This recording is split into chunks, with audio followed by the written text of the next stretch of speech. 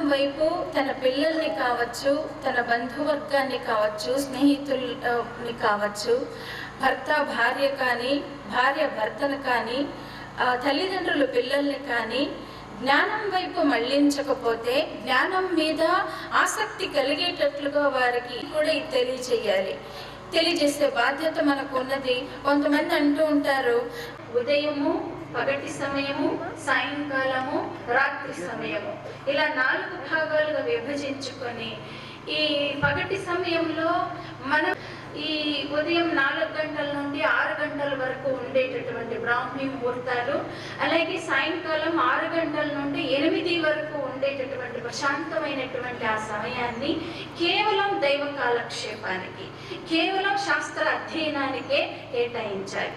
ఉదయం వేళల్లో పూజ, పఠనము, అలాగే పారాయణలు ఇలాంటివన్నీ కూడా చేసుకుంటూ కాలక్షేపం చేయాలి.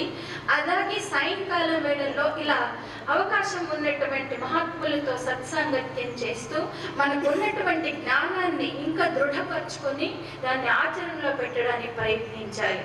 ఏదో మేము టైం ఉన్నప్పుడు, సమయం ఉన్నప్పుడు వెళ్ళి ఏదో అలా కాలక్షేపం చేస్తామండి, ఎప్పుడు కుదరదండి అనుకోవటానికి వీలు లేదు.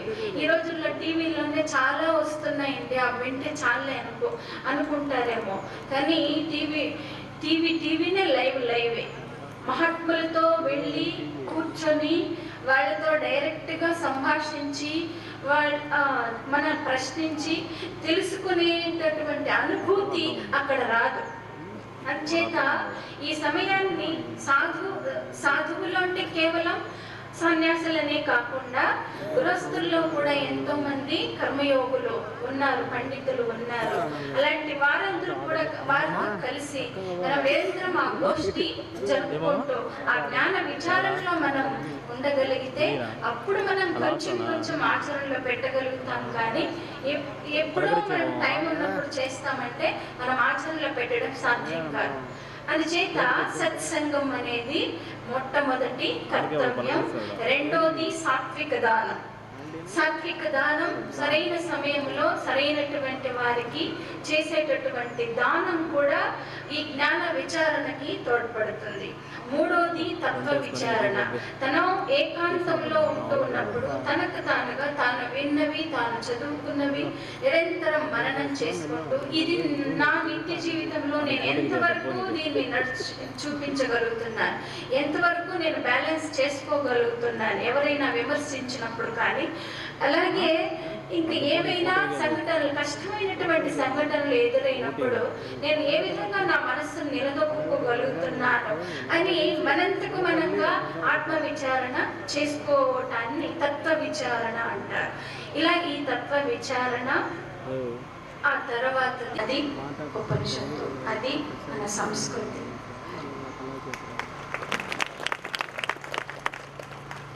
హరి ఓం ఇంతవరకు మాతాజీ వారు చక్కని విషయాలను వివరించారు. ఒక అమ్మాయి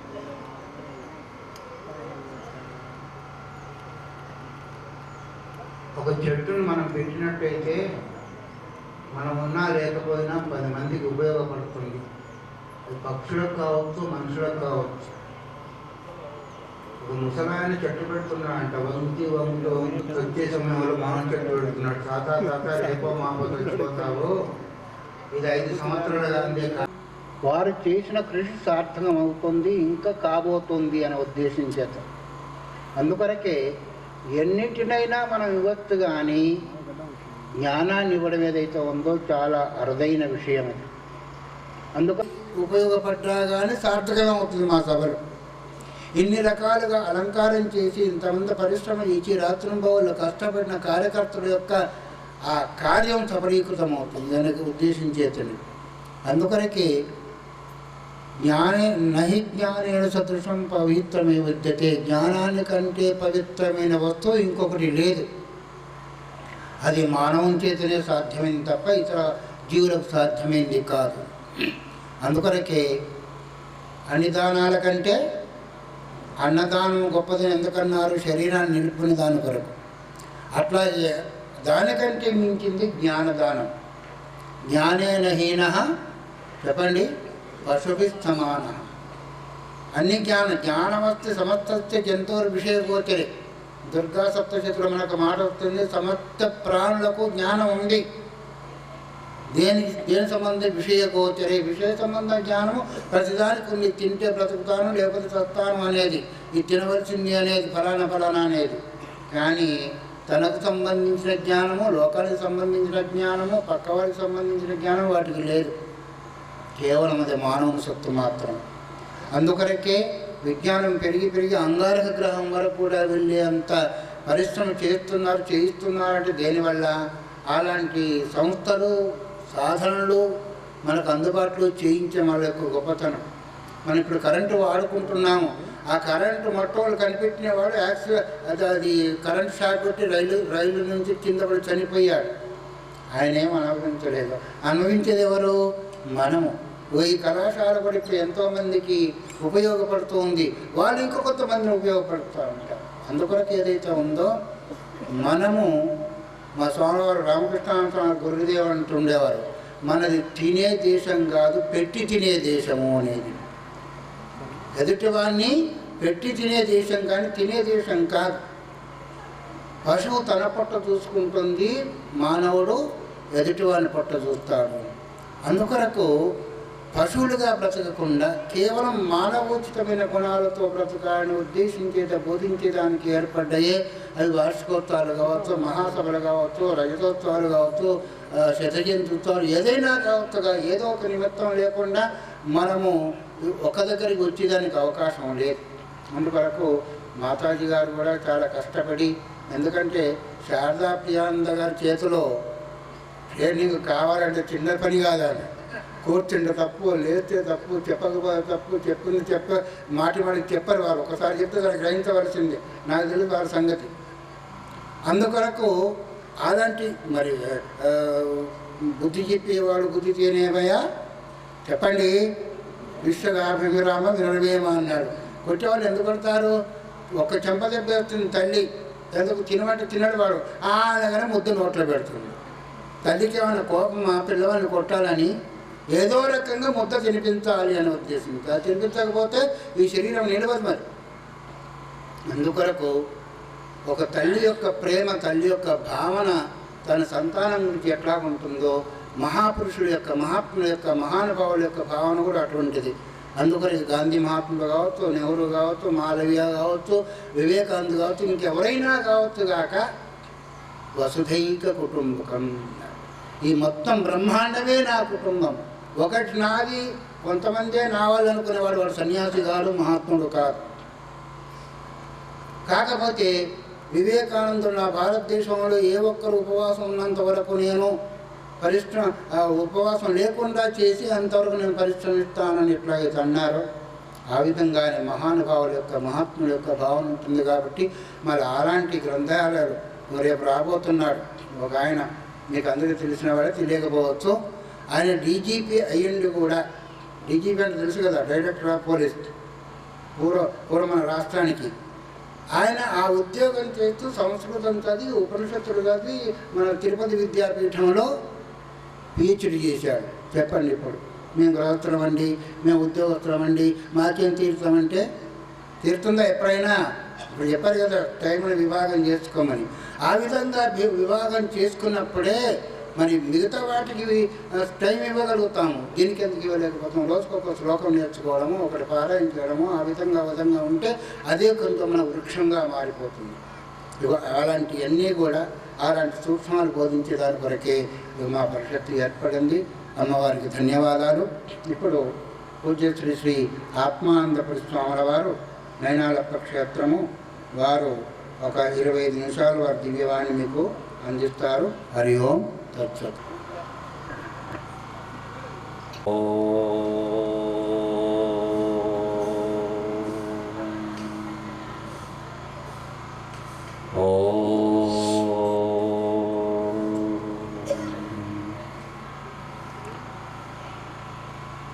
హరిపద ధ్యానము నిరతము చేయుము. హరిపద ధ్యానము నిరతము చేయుము. హరిపద ధ్యానమే పరమ పావనము. హరిపద ధ్యానమే పరమ పావనము. హరిపద ధ్యానమే పరమ పావనము. హరిపద ధ్యానమే పరమ పావనము. హరియించును హరి నరకయాతనలు. హరించును హరి నరకయాతనలు. హరియించును హరి నరకయాతనలు. హరించును హరి నరకయాతనలు. దూరము చేయును మరణ భయంబును. దూరము చేయును మరణ భయంబును. దూరము చేయును మరణ భయంబును. దూరము చేయును మరణ భయంబును.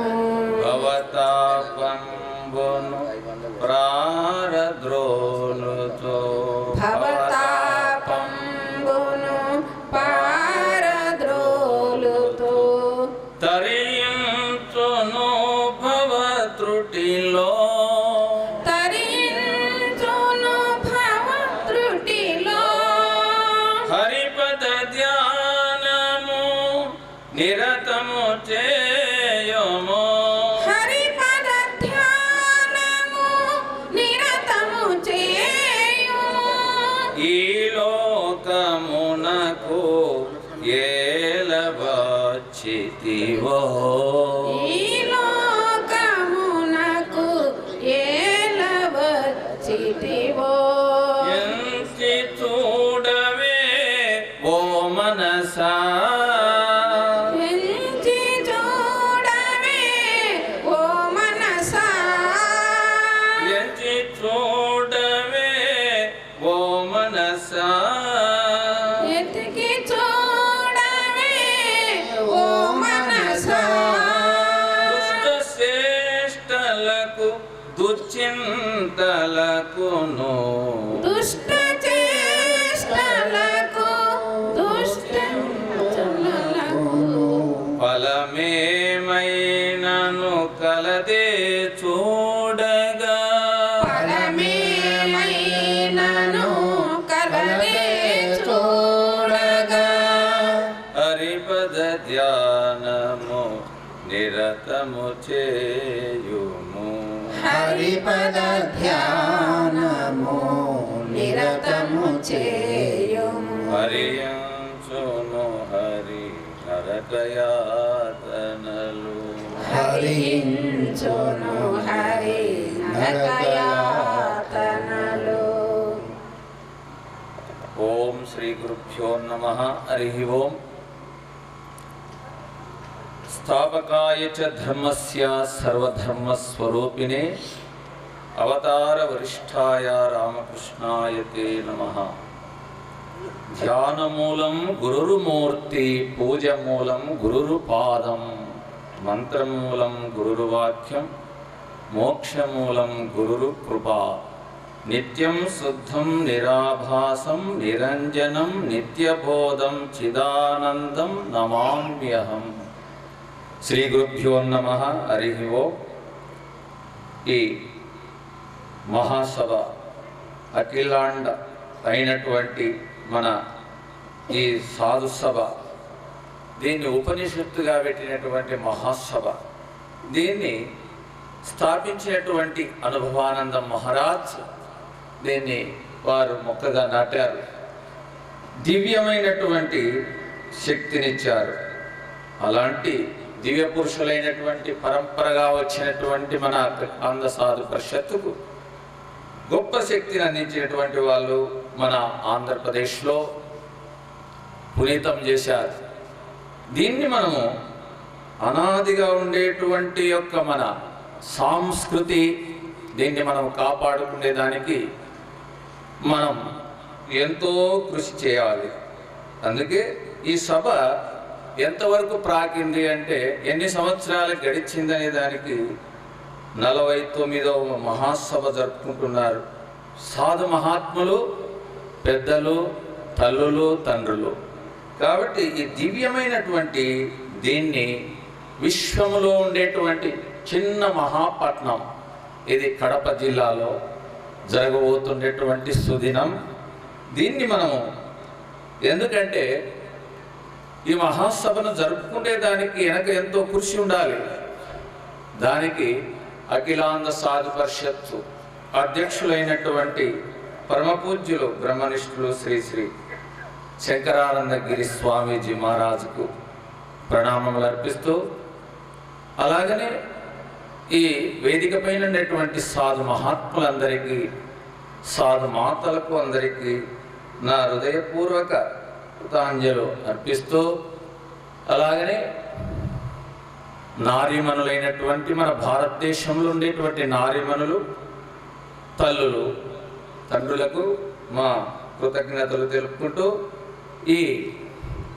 మనం ఈరోజు ప్రకటించినటువంటి ఏమిటి అంటే ఉపనిషత్తుల యొక్క సారాన్ని మనకు పెట్టారు. కఠోపనిషత్తు సాంఖ్యయోగం, కపిలుడు చెప్పినటువంటి సాంఖ్యయోగాన్ని ఈ ఋషులు చెప్పినటువంటి మనకు కఠోపనిషత్తు గ్రోలి దాన్ని ఈ సమాజం ఈ మన భారతదేశానికి అందించినటువంటి ఋషులు.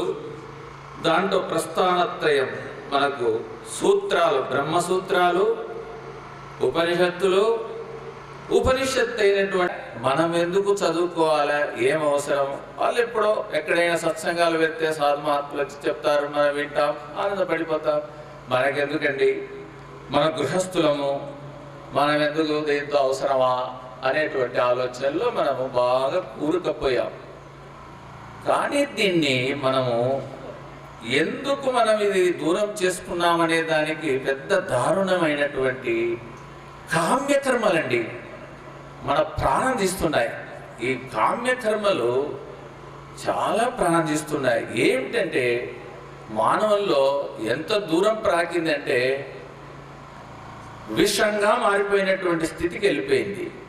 కానీ మనము దీన్ని ముందంజ వేయాలనే దానికి వివేకానందుడు మనకు చెప్పినటువంటి సందేశం ఏమిటి అంటే, ఆయన గొప్ప సందేశం చెప్పారు. ఆయనకు చాలా ఇష్టమైంది ఏమిటి అంటే, ఆయన చెప్పారు, ఏం చెప్పారు అంటే, ఉత్తిష్ఠత జాగ్రత్త ప్రాప్యవరాన్ నిబోధత. ఉత్తిష్ఠత, మనం ఎక్కడున్నామంటే తామసికములో కూరుకుపోయాం, మన కర్తవ్య కర్మను మర్చిపోయాం. ఎందుకు ఇలా అయిపోయాం అంటే, మన వేదమాత పైన ఉండేటువంటి ఆపేక్ష, భక్తి, విశ్వాసము, దానికి ఉండేటువంటి ప్రేమను మనము దూరం చేసుకున్నాం. ఎందుకంటే మేము 1960లో పుట్టాం. కానీ ఇప్పటికి చూస్తే 2014లో చూస్తే సన్యాసులకే పరిమితమైపోయింది బ్రహ్మ విద్య. కాబట్టి దీన్ని మనము ఎంత ముందు తీసుకుపోవాలంటే, చూడండి, మనకు ఆశ్రమాలు 4 ప్రసాదించారు ఋషీశ్వరులు. ఏంటి? బ్రహ్మచర్యం, గృహస్థం, వానప్రస్థం, సన్యాసం. ఈ 4 ప్రసాదించారు. ఎవరికి? మన అందరికీ. కానీ దీన్ని మనం మర్చిపోయాం. ఎందుకు అంటే, ధర్మార్థ కామ పురుషార్థాలు 4టిని మనము ధర్మాన్ని కఠోపనిషత్తు తదితర విషయాలంతా కూడా చక్కగా మీకు బోధించారు. ధన్యవాదాలు. కార్యక్రమం ఏర్పాటు చేసుకున్న తర్వాత వస్తుంది బ్యానర్లో గీనర్లో వేసి అలసిపోయారు. రాని వచ్చింది ఒక పూట, చెప్పలేమండి, పోయింది. 10 నిమిషాల్లో ఒక పూట గడిచిపోతుంది. ఇంకంతే. వచ్చింది. నిన్నటి నుంచి మొదలైపోయింది. ఎంత అసలు ఇంత శోభయాత్ర జరిగిన 1 కిలోమీటర్ వరకు భక్త బృందం భజనలు చేసుకుంటాం. దాదాపు 30 సంవత్సరాల నుంచి నాకు ఈ పరిషత్ సంబంధం. అంత శోభాయాత్ర ఇప్పుడే చూశాను నేను, ఇంతకుముందు చూడలేదు అసలు.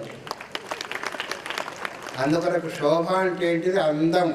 అందం ఎప్పుడు అంటే శాస్త్రీయంగా మనం సంస్కరించుకున్నప్పుడు. నాదొక 3-4 మాటలతో ఈ పూట కార్యక్రమం ముగుస్తుంది. ఒక్క నిమిషం. శివ శివ శివ శివ శివాయ భవం, శివ శివ శివ శివ శివాయ నమః, శివ శివ శివ శివ శివాయ నమః, హర హర హర హర హర హరాయ నమః, హరాయ నమః, భవాయ నమః, హరాయ